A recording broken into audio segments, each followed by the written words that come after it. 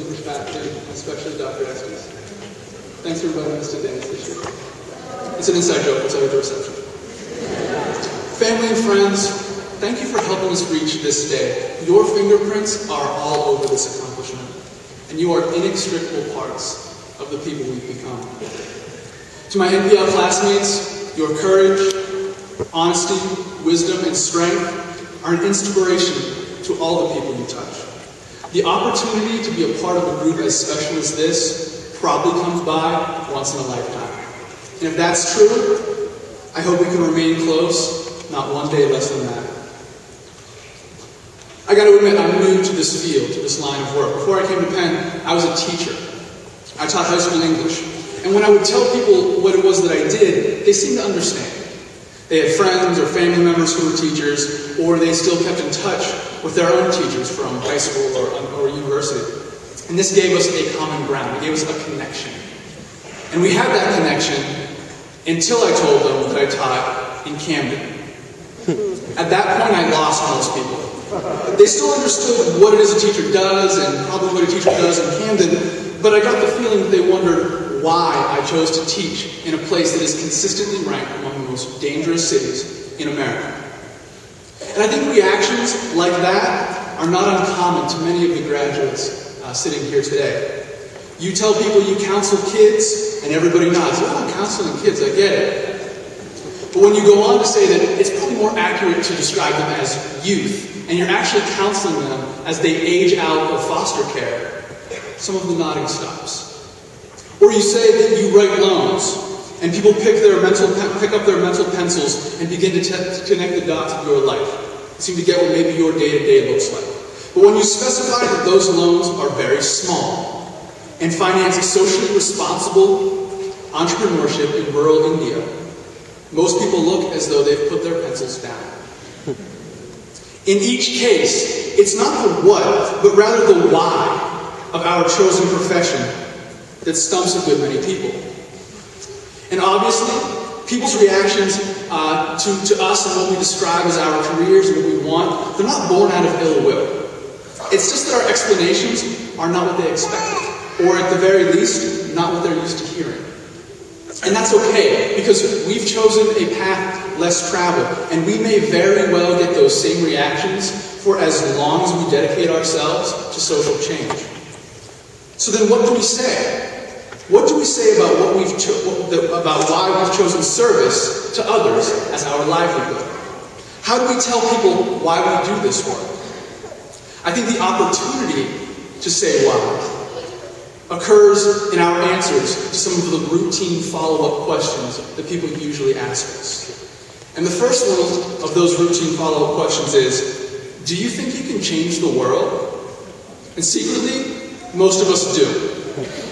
But it would be very hard to feel successful with the weight of dramatic global change as a daily goal.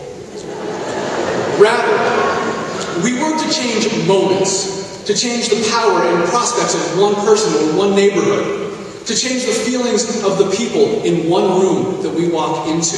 These are the challenges in which each of us has the capacity to create change every single day. And believe us, we wake up each morning anticipating them, being excited by them, and meeting them head on with the very best of what we have to give. Maybe that's one reason why we do it. And we do it knowing that each of us is just one part of a much larger movement. My efforts alone will not be enough to change the world, but I will always remember times in graduate school when I thought that we as a group could. And I'm content to find my place in our collective efforts. Sometimes people ask, isn't that really hard work? And the answer is yes, it is hard work. And sometimes it's thankless too, but it's just. And it moves us. And it closes the gap, however slowly, between the people who were born in the right place at the right time and those who were not. If it is ever assumed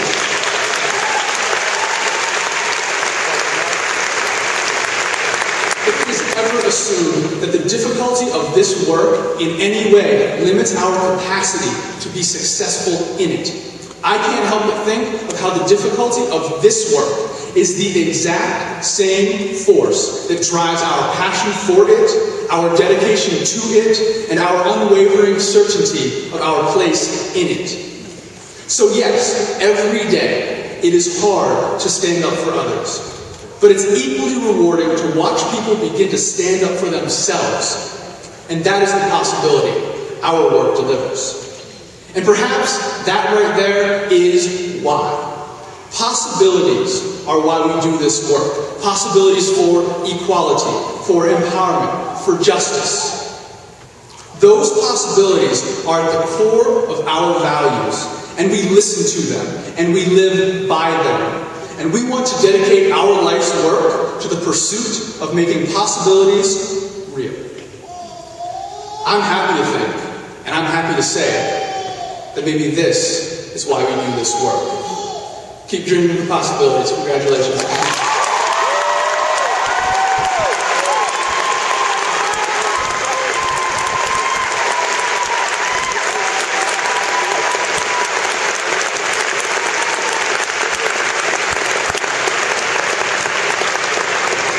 Dean Dallas, it's my pleasure and my responsibility to invite you to confer upon the following candidates for the degree of Master of Science in Non-Profit NGO Leadership. Blair Dilworth Bodine.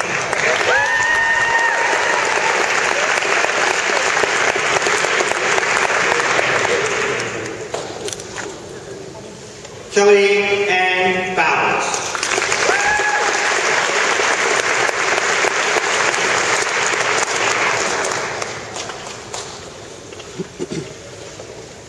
Amber Jo Swigum Cameron.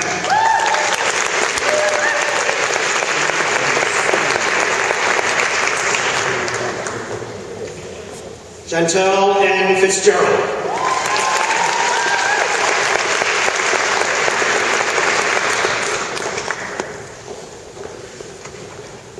Amruta Ganaka.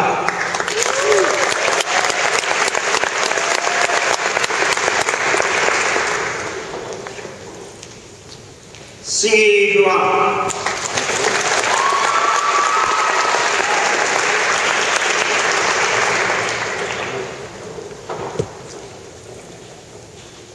Daniel Edwards Kauffman.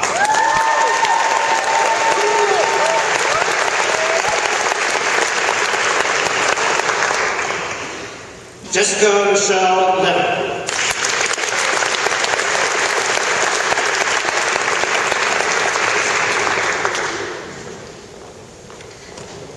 Iris Meher Dion.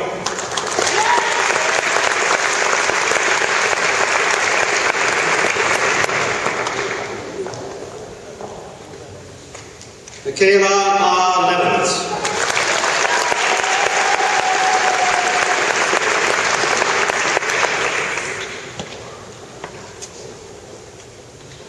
Kashunga Veronica Mukama.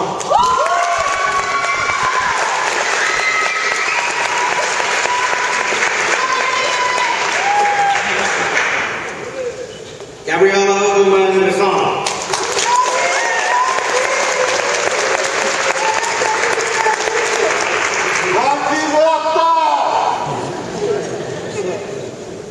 Samantini Miher.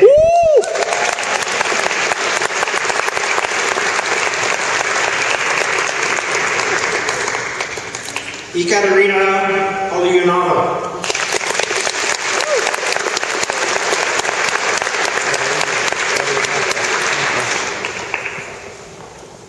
Cecilia Ramos.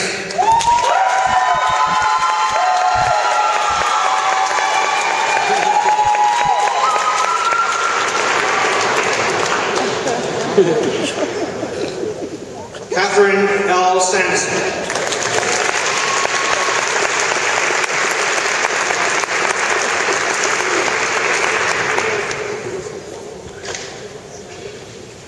Amy M. Schlossberg.